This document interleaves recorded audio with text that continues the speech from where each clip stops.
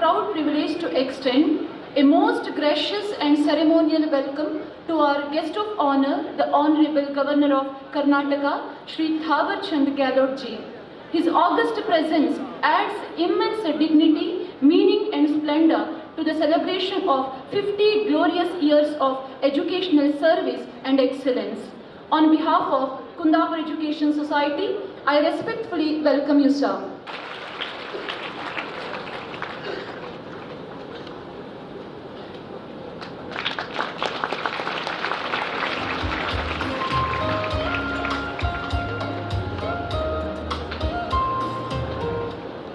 I extend a cordial welcome to Shri Kota Srinivasa Pujari, Honorable Member of Parliament, Udupi Chikkamangaluru Lok Sabha constituency, whose presence adds significance to this historic occasion. I request Shri B.M. Sukumara Shetty to offer a floral welcome to Shri Kota Srinivas Pujari.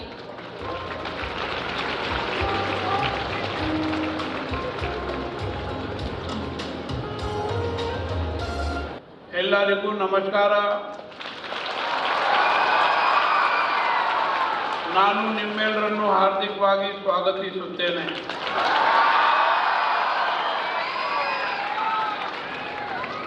प्रसन्नता का विषय है कि Kundapura education society इस वर्ष अपनी स्थापना का स्वर्ण जयंती महोत्सव मना रहा है। 50 वर्षों की यह यात्रा एक संस्था की प्रगति की कथा के साथ साथ समाज के प्रति समर्पण, शिक्षा के माध्यम से राष्ट्र निर्माण और मूल्यों की सतत साधना की प्रेरणादायी गाथा है। कुंदापुरा एजुकेशन सोसाइटी ने विगत 5 दशकों में शिक्षा को चरित्र निर्माण, सामाजिक उत्तरदायित्व और मानवीय संवेदनाओं के विकास का सशक्त साधन बनाया है।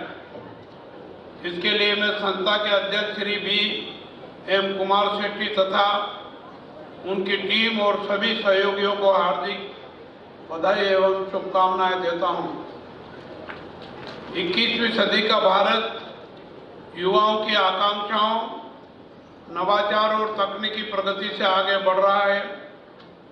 ऐसे समय में शैक्षणिक संस्थानों की भूमिका और भी अधिक महत्वपूर्ण हो जाती है। बदलते समय के साथ हमें ऐसी शिक्षा प्रणाली की आवश्यकता है जो तकनीक, नवाचार और कौशल विकास के साथ साथ मानवीय संवेदनाओं, संवैधानिक मूल्यों को भी अधिक मजबूत करे। मुझे पूर्ण विश्वास है कि कुंदापुरा एजुकेशन सोसाइटी आने वाले वर्षों में भी समय की आवश्यकताओं के अनुरूप स्वयं को निरंतर सशक्त करती रहेगी। ज्ञान ही शक्ति है के मूल मंत्र के साथ शुरू हुई यह संस्था आज एक विशाल वटवृक्ष बन चुकी है। इस सोसाइटी ने कुंदापुरा और आसपास के ग्रामीण क्षेत्रों के विद्यार्थियों के लिए उच्च गुणवत्ता वाली शिक्षा के द्वार खोले हैं, जो कभी एक सपना हुआ करता था। स्थापना के समय से ही यह संस्था लोकतांत्रिक समाज में सक्रिय, स्वतंत्र सोच और सामाजिक रूप से जिम्मेदार नागरिक बनाने के लिए शिक्षित करने के साथ साथ छात्रों में बौद्धिक, नैतिक, शारीरिक और सामाजिक और भावनात्मक क्षमता विकसित करने का कार्य कर रही है। मुझे खुशी हो रही है कि 100% उत्कृष्ट परीक्षा परिणामों, श्रेष्ठ गतिविधियों के कारण इस संस्था की गणना श्रेष्ठ संस्थानों में हो रही है। इसके लिए मैं संस्था के महानुभावों को बधाई और शुभकामनाएं देता हूं और संस्था की प्रशंसा करता हूं। पुरातन काल में हमारा देश ज्ञान, विज्ञान और बुद्धिमत्ता के कारण विश्व गुरु का स्थान रखता था। इसे पुनः प्राप्त करने के लिए हमें अपने युवा कौशल, प्रतिभा और ऊर्जा को समन्वित कर सक्रिय प्रयास करने होंगे। इसके लिए ऐसी शिक्षण संस्थाओं की भूमिका महत्वपूर्ण है। हमारी शैक्षिक एवं सांस्कृतिक परंपरा अति प्राचीन है तथा प्राचीन काल से ही वसुधैव कुटुंबकम के दर्शन पर केंद्रित होकर सर्वे भवन्तु सुखिनः, सर्वे सन्तु निरामया की भावना से प्रेरित है, जिसको और मजबूती प्रदान करने की आवश्यकता है। आज ऐसी शिक्षा की आवश्यकता है जो पूरे समाज और देश में नैतिकता उत्पन्न कर सके और आधुनिक ज्ञान को मानवीय मूल्यों के साथ जोड़कर धर्म, संस्कृति के संरक्षण, राष्ट्र की एकता, अखंडता तथा समाज में समता और समृद्धता को बनाए रखने में योगदान दे। मुझे विश्वास है कि कुंदापुरा एजुकेशन सोसाइटी समावेशी, गुणवत्तापूर्ण एवं मानवीयता प्रदान करने वाली उद्यमिता और ज्ञानोदय के लिए सभी को मूल्यवान शिक्षा प्रदान करने का कार्य करती रहेगी और राष्ट्र को सर्वोपरि मानकर देश हित और जनहित के लिए कार्य करती रहेगी। मैं आप सभी छात्रों से अपील करता हूं कि आप पढ़ाई के साथ साथ खेलों में भी रुचि लें और भाग लें, जिससे आपका शारीरिक, मानसिक और बौद्धिक विकास हो और आप राष्ट्र निर्माण में अपना योगदान दे सकें। अंत में एक बार पुनः आप सभी को बधाई एवं शुभकामनाएं देते हुए मेरी वाणी को विराम देता हूं। आपके प्रति आभार व्यक्त करता हूं। धन्यवाद। जय हिंद, जय कर्नाटक। ಈ ಕರಾವಳಿಯಲ್ಲಿ ಕಂಡದ್ದನ್ನು ಕಂಡಂಗೆ ಹೇಳುವಂಥ ರಾಜಕಾರಣಿ ಯಾರು ಕೇಳಿದ್ರೆ ಅದು ಸುಕುಮಾರ್ ಶೆಟ್ಟರು ಅಂತೇಳಿ ನಮ್ಮಲ್ಲೆಲ್ಲ ಪ್ರತೀತಿ. ಯಾಕಂದ್ರೆ ಆ ಧೈರ್ಯ ಇರೋದು ಅವರಿಗೆ.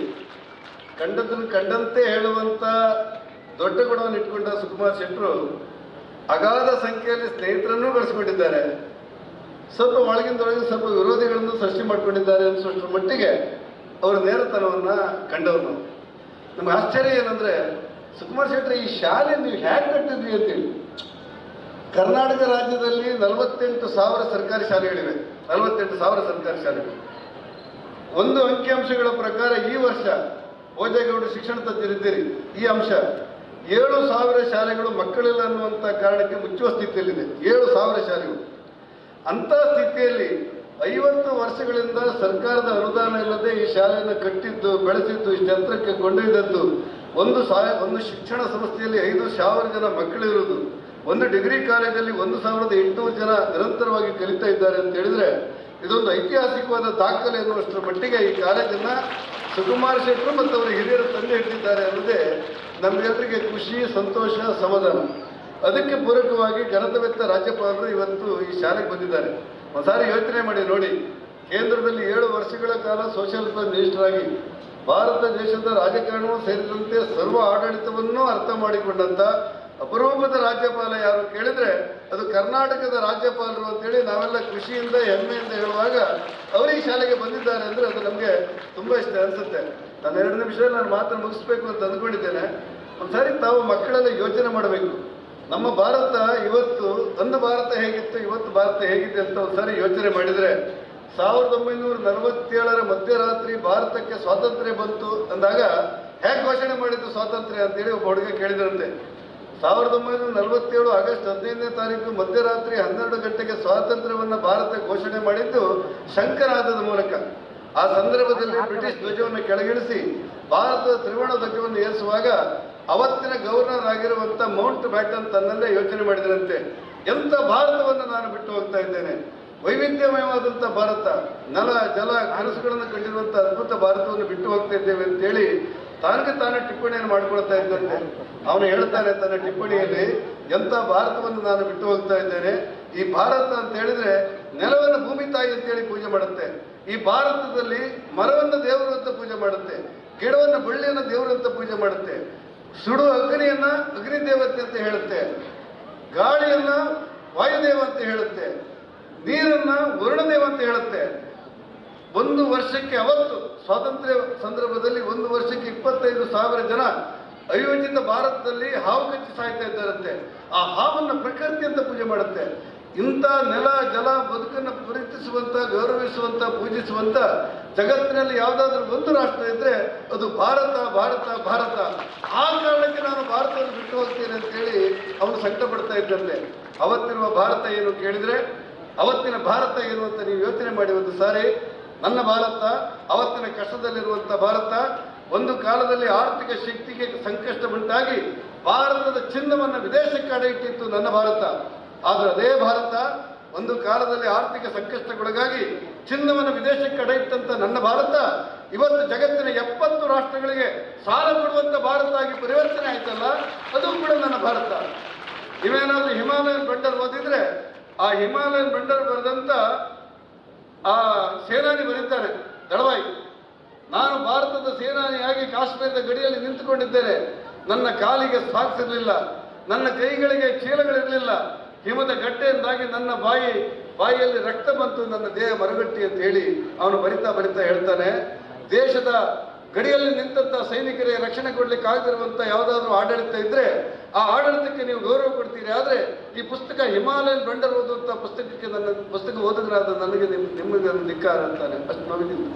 ಒಂದು ಕಾಲದಲ್ಲಿ ಸೈನಿಕರಿಗೆ ಮುದ್ದುಗುಡ್ಡಿಲ್ಲದೆ ಇರುವಂತ ನನ್ನ ಭಾರತ, ಸೈನಿಕರಿಗೆ ಗೂಡಿಸಿಕೊಡ್ಲಿಕ್ಕಾಗದ ಸಂಕಟದಲ್ಲಿರುವಂಥ ನನ್ನ ಭಾರತ ಇವತ್ತು ಬ್ರಹ್ಮೋಸ್ನ ಮೂಲಕ ಇಡೀ ಜಗತ್ತಿಗೆ ಶಸ್ತ್ರವನ್ನು ಪೂರೈಸುವಂಥ ದೊಡ್ಡ ರಾಷ್ಟ್ರವಾಗಿ ಮಾರ್ಪಾಡಾಯ್ತಲ್ಲ ನನ್ನ ಭಾರತ.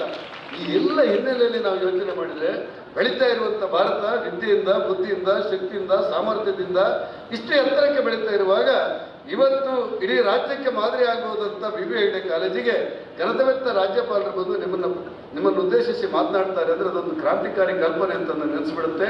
ಇದಕ್ಕೆ ಕಾರಣೀಭೂತರಾದಂಥ ಸುಕುಮಾರ್ ಶೆಟ್ಟರು ಯಾವಾಗಲೂ ಕೂಡ ನೇರವಾಗಿ ಮಾತಾಡೋರು. ನಾನು ಮೊದಲೇ ಹೇಳಿದೆ, ಅವರಿಗೆ ಅಗಾಧವಾದಂಥ ಸ್ನೇಹಿತರು, ಮಧ್ಯಮಧ್ಯದಲ್ಲಿ ಶತ್ರುಗಳು ಹುಟ್ಟುಕೊಂಡಿದ್ದು ಕೂಡ ಅವರ ಸತ್ಯ ಮತ್ತು ನೇರದ ಮಾತಿಗೆ ಕೆಲವು ಸಾರಿ ಆತಂಕಗಳು ಬರುವಂಥ ವಾತಾವರಣಗಳು ಇದೆ ಅಂತ ನನಗನ್ಸುತ್ತೆ. ಏನೇ ಆದರೂ ಕೂಡ ಸುಕುಮಾರ್ ಶೆಟ್ಟರಿಗೆ ನಾವೆಲ್ಲ ಇಂದು ಗೌರವ ಕೊಟ್ಟವರು, ಮುಂದೂ ಗೌರವ ಕೊಡ್ತೇವೆ. ಅವರೆಲ್ಲ ಕೆಲಸಗಳು ನನಸಾಗಲಿ ಅಂತೇಳಿ ತಾಯಿ ಮುಖಾಂಬಿಕೆಯಲ್ಲಿ ಪ್ರಾರ್ಥನೆ ಮಾಡಿ, ವೇದಿಕೆಯಲ್ಲಿರುವಂಥ ಭೋಜೇಗೌಡರು ಮತ್ತು ಪೂಜ್ಯ ಸ್ವಾಮೀಜಿಯವರು, ಸುಕುಮಾರ್ ಶೆಟ್ಟರು, ಎಲ್ಲ ಅಧಿಕಾರಿಗಳು, ಈ ಶಾಲೆಯ ಎಲ್ಲ ಪ್ರಿನ್ಸಿಪಾಲರು ಮತ್ತು ಅಧ್ಯಾಪಕ ವರ್ಗಕ್ಕೆ ನಾನು ಅಭಿನಂದನೆ ಹೇಳ್ತಾ ಈ ಕಾರ್ಯಕ್ರಮಕ್ಕೆ ಶುಭ ಹಾರೈಸಿ ಘನತೆವೆತ್ತ ರಾಜ್ಯಪಾಲರಿಗೆ ನನ್ನ ಧನ್ಯವಾದಗಳು. ನಮಸ್ಕಾರ. ಇದೊಂದು ಅಭೂತಪೂರ್ವವಾಗಿರ್ತಕ್ಕಂಥ ಕಾರ್ಯಕ್ರಮ. ಈ ಕಾರ್ಯಕ್ರಮ ಇವತ್ತು 50 ವರ್ಷಗಳನ್ನು ಸಂದು ಇವತ್ತು ನಿರಂತರವಾಗಿ ಶಿಕ್ಷಣದ ಜ್ಞಾನವನ್ನು ಈ ನಾಡಿಗೆ ಕೊಡ್ತಾ ಇರ್ತಕ್ಕಂಥ ಸಂದರ್ಭದಲ್ಲಿ ನಾವು ಈ ಕಾರಣಕರ್ತರಾಗಿರ್ತಕ್ಕಂಥವ್ರನ್ನ ನೆನಪು ಮಾಡ್ಕೋಬೇಕಾಗಿತ್ತು. ನಮ್ಮೆಲ್ಲರ ಆದ್ಯ ಕರ್ತವ್ಯ ಇದೆ. ಒಂದು ಆಲೋಚನೆ ಮಾಡಬೇಕು. 50 ವರ್ಷಗಳ ಹಿಂದೆ ಈ ಭೂಮಿಯನ್ನು ಕೊಟ್ಟು ಈ ಕಾಲೇಜನ್ನು ಸ್ಥಾಪನೆ ಮಾಡಿದವರ ಅವರಿಗೆ ಶಿರಸಾಷ್ಟಾಂಗ ನಮಸ್ಕಾರಗಳನ್ನ ಈ ಸಂದರ್ಭದಲ್ಲಿ ನಾವು ಮಾಡಬೇಕು. 50 ವರ್ಷಗಳ ಹಿಂದೆ ಅವರ ಆಲೋಚನೆ ಎಂತಿತ್ತು ಅಂತ. ಶಿಕ್ಷಣ ಮತ್ತು ಆರೋಗ್ಯ ಈ ನಾಡಿನ ಕಟ್ಟ ಕಡೆಯ ಮನುಷ್ಯನಿಗೂ ಕೊಡಬೇಕು ಅಂತಕ್ಕಂಥದ್ದು it is the constitutional right. ಈ ಸಂವಿಧಾನಬದ್ಧವಾಗಿರ್ತಕ್ಕಂಥ ಹಕ್ಕನ್ನು ಕೊಡ್ತಕ್ಕಂಥ ಸಂದರ್ಭದಲ್ಲಿ ಶಿಕ್ಷಣ ಮತ್ತು ಆರೋಗ್ಯದಲ್ಲಿ ಯಾವ ರೀತಿ ನಾವು ಸಾಧನೆಯನ್ನು ಮಾಡಿದ್ದೇವೆ ಅನ್ನೋ ವಿಚಾರನ ಒಮ್ಮೆ ನಾವೆಲ್ಲರೂ ಕೂಡ ಆತ್ಮಾವಲೋಕವನ್ನು ಮಾಡ್ಕೋಬೇಕಾಗುತ್ತೆ. ಇವತ್ತು ಶಿಕ್ಷಣ ಮತ್ತು ಆರೋಗ್ಯ ಉಳ್ಳವರ ಪಾಲಾಗಿದೆ. ಶಿಕ್ಷಣ ಮತ್ತು ಆರೋಗ್ಯ ಸುಕುಮಾರ್ ಶೆಟ್ಟರವರು ಮಾತನಾಡ್ತಕ್ಕಂಥ ಸಂದರ್ಭದಲ್ಲಿ ಹೇಳಿದರು, ಕಟ್ಟ ಕಡೆಯ ಮನುಷ್ಯನಿಗೂ ತಲುಪಬೇಕು ಅನ್ನೋ ವಿಚಾರ ಬಹಳ ಮುಖ್ಯವಾಗಿರ್ತಕ್ಕಂಥದ್ದು. ಒಂದು ದಾನಿಗಳು ಈ ಭೂಮಿಯನ್ನು ಕೊಟ್ಟು ಕಟ್ಟಡವನ್ನು ನಿರ್ಮಾಣ ಮಾಡಿ ಇವತ್ತು ನಮ್ಮ ಭಾಗದ ಎಲ್ಲರ ಜನರು, ವಿಶೇಷವಾಗಿ ಹಳ್ಳಿಗಾಡಿನ ಮಕ್ಕಳು, ವಿಶೇಷವಾಗಿ ಹೆಣ್ಣು ಮಕ್ಕಳು ಕಲಿಬೇಕು ಅಂತೇಳಿ ಒಂದು ಮಹತ್ವಾಕಾಂಕ್ಷೆಯನ್ನು ಹೊಂದಿ ಈ ಕಾಲೇಜನ್ನು ಪ್ರಾರಂಭ ಮಾಡಿ ಇವತ್ತು ಹಲವಾರು ರ್ಯಾಂಕ್ಗಳನ್ನು ಗಳಿಸೋ ಮುಖಾಂತರ ನಾಡಿಗೆ ಒಂದು ದೊಡ್ಡ ಕಾಲೇಜಾಗಿ ನಾಡಿಗೆ ಕೀರ್ತಿ ತರುವಂಥ ಕಾಲೇಜಾಗಿ ಇವತ್ತು ಹೊಮ್ಮಿದೆ. ಇವತ್ತು ಈ ಸಂದರ್ಭದಲ್ಲಿ ಶಿಕ್ಷಣ ಉಳ್ಳವರ ಪಾಲಾಗಬಾರ್ದು ಅಂತ ನಾನು ಹೇಳ್ತಕ್ಕಂಥ ಸಂದರ್ಭದಲ್ಲಿ ಇವತ್ತು ನಾವು ಆಲೋಚನೆ ಮಾಡಬೇಕಾಗ್ತದೆ. ಅಧಿಕಾರಿ ವರ್ಗದವರು ಯಾರು ಕೂತಿಲ್ಲ ಇವತ್ತು, ಅಧಿಕಾರಿ ವರ್ಗದವರು ಇಲ್ಲಿ ಇರ್ಬೋದು, ಮಾನ್ಯ ಘನತೆವೆತ್ತ ರಾಜ್ಯಪಾಲರು ಇಲ್ಲಿದ್ದಾರೆ. ಒಂದು ಆಲೋಚನೆ ಮಾಡಬೇಕಾಗ್ತದೆ. ಇವತ್ತು ನಾವು ಮಾನ್ಯತೆ ನವೀಕರಣ ಬೇರೆ ಬೇರೆ ಕಾರಣಗಳಲ್ಲಿ ಸುಪ್ರೀಂ ಕೋರ್ಟ್ ಆದೇಶವನ್ನು ಪಾಲನೆ ಮಾಡ್ತಕ್ಕಂಥ ಸಂದರ್ಭದಲ್ಲಿ ಶಿಕ್ಷಣ ಕ್ಷೇತ್ರಕ್ಕೆ ಆಗ್ತಾ ಇರ್ತಕ್ಕಂಥ ಕಿರುಕುಳವನ್ನು ಕೂಡ ಒಮ್ಮೆ ಅವಲೋಕನ ಮಾಡಬೇಕಾಗ್ತದೆ.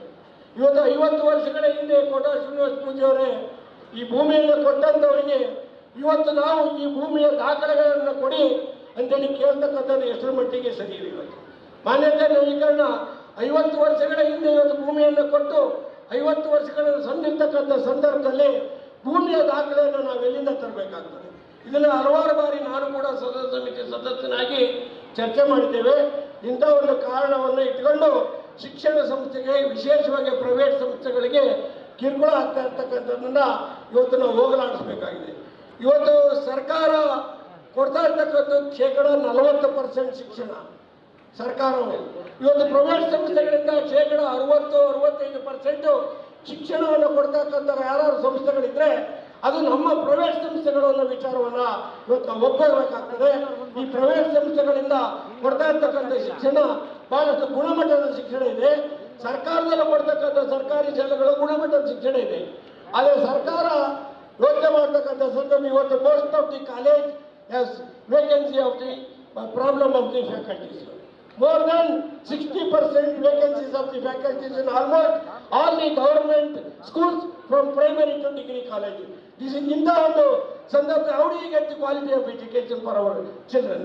60% ಶಿಕ್ಷಕರ ಕೊರತೆಯನ್ನು ಇರ್ತಕ್ಕಂಥ ಸಂದರ್ಭದಲ್ಲಿ ಮಕ್ಕಳಿಗೆ ಕ್ವಾಲಿಟಿ ಆಫ್ ಎಜುಕೇಶನ್ ಯಾವ ರೀತಿ ಕೊಡೋಕ್ಕಾಗ್ತದೆ? ಹಾಗಾಗಿ ಮಕ್ಕಳಿಗೆ ಜೀವನದ ಶಿಕ್ಷಣವನ್ನು ನಾವು ಕೊಡಿಸಬೇಕಾಗ್ತದೆ. ಇವತ್ತು ರ್ಯಾಂಕ್ ಬರ್ತಕ್ಕಂಥದ್ದು ಎಲ್ಲರ ಆಸೆ ಇದೆ, ಆದರೆ ಉತ್ತಮವಾದ ಶಿಕ್ಷಣವನ್ನು ಪಡಿಬೇಕು ಅಂತಿದೆ. ಜೊತೆಯಲ್ಲಿ ಸ್ವಾಸ್ಥ್ಯ ಸಮಾಜವನ್ನು ಕೊಡ್ತಕ್ಕಂಥ ಶಿಕ್ಷಣ ಮತ್ತು ನಮ್ಮ ಮಕ್ಕಳಿಗೆ ಬೇಕಾಗಿದೆ. ಅಂದಿನವರು ಅವರ ಒಕ್ಕಾಲು ವಿದ್ಯೆ ಮುಕ್ಕಾಲು ಬುದ್ಧಿಯಲ್ಲಿ ಇವತ್ತು ಕೃಷಿ ಕುಟುಂಬದ ಜೀವನದಲ್ಲಿ ಬಂದಂಥವರು ಇಂಥ ಭೂಮಿಯನ್ನು ದಾನ ಕೊಡೋ ಮುಖಾಂತರ ಶಿಕ್ಷಣ ಕ್ರಾಂತಿಯನ್ನೇ ಮಾಡಿದ್ದಾರೆ. ಇವತ್ತು ಸ್ವಾಸ್ಥ್ಯ ಸಮಾಜವನ್ನು ಕಟ್ಟಿದ್ದಾರೆ. ಇವತ್ತು ಅಂಥ ಸ್ವಾಸ್ಥ್ಯ ಸಮಾಜವನ್ನು ಕಟ್ಟಬೇಕಾದ್ರೆ ನಾವು ಅದರ ಬಗ್ಗೆ ಆಲೋಚನೆ ಮಾಡಬೇಕಾಗ್ತದೆ. ಹಾಗಾಗಿ ಸಮಾಜ ಇವತ್ತು ಸಮಯದ ಅವಕಾಶ ಇಲ್ಲೇ ಇರೋದ್ರಿಂದ ಇವತ್ತು ನಮ್ಮ ರಾಜ್ಯಪಾಲರು ಇಲ್ಲಿ ಬಂದಿದ್ದಾರೆ, ನಿಮ್ಮನ್ನು ಉದ್ದೇಶಿಸಿ ಮಾತನಾಡಲಿದ್ದಾರೆ. ಅವರು ಬಂದಿರೋದು ನಮ್ಮ ಊರಿನ ಸೌಭಾಗ್ಯ ಅಂತೇಳಿ ನಾವು ಕೂಡ ತಿಳಿದಿದ್ದೇನೆ. ಅವ್ರ ಜೊತೆಯಲ್ಲಿ ಈ ಕಾರ್ಯಕ್ರಮವನ್ನು ಹಂಚ್ಕೊಳ್ತಾ ಇರ್ತಕ್ಕಂಥದ್ದು ನನ್ನ ಸೌಭಾಗ್ಯ ಅಂತ ನಾನು ತಿಳಿದಿದ್ದೇನೆ. ಇವತ್ತು ಸುಕುಮಾರ್ ಶೆಟ್ಟರ್ ಅವರಿಗೆ ಮತ್ತು ಸಂಘದ ಕಾರ್ಯದರ್ಶಿ ಅವರಿಗೆ, ವೇದಿಕೆ ಮೇಲೆ ಇರ್ತಕ್ಕಂಥ ಎಲ್ಲರಿಗೆ ತಮ್ಮೆಲ್ಲರೂ ವಂದಿಸಿ ನನ್ನ ಮಾತನ್ನು ಮುಗಿಸ್ತೇನೆ. ಎಲ್ಲರಿಗೂ ಶುಭವಾಗಲಿ. ಜೈ